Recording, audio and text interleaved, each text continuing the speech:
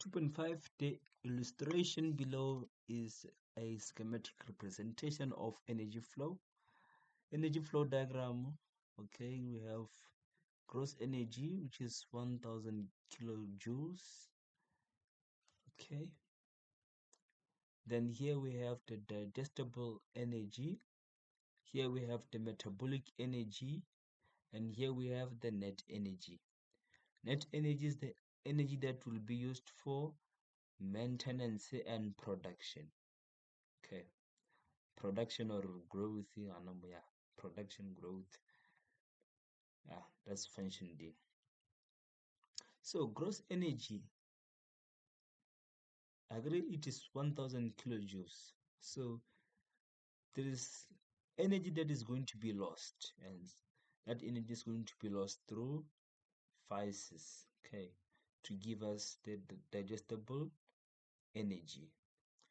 Digestible energy also will have loss of energy, and this energy will be lost through urine and gases, okay, to give us the metabolic energy. And metabolic energy also will have energy lost through body heat to give us the net energy. Okay, so 2.5.1, name the energy in C, the net energy. Okay, 2.5.2, give the function represented by D. So net energy will be used for growth or will be used for growth or production. Okay, 2.5.3, calculate the following based on the schematic representation above.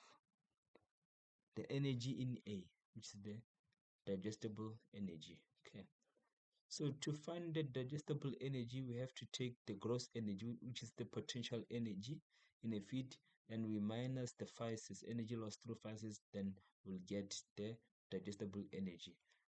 Okay, as we can see, this is what I was trying to say. Gross energy minus energy lost through phases. Okay,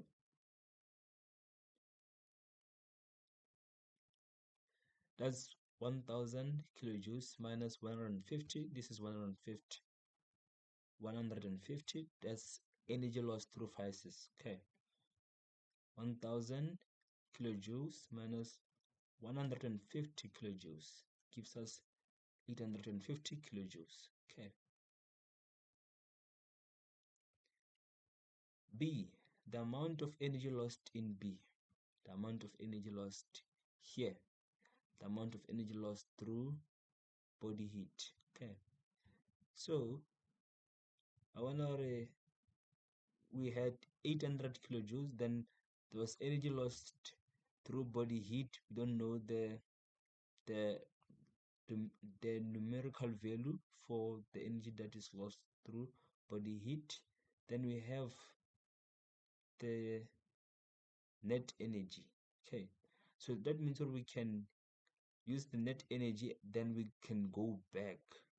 Okay, we can go back and make this the subject of the formula, right? So we can say metabolic energy.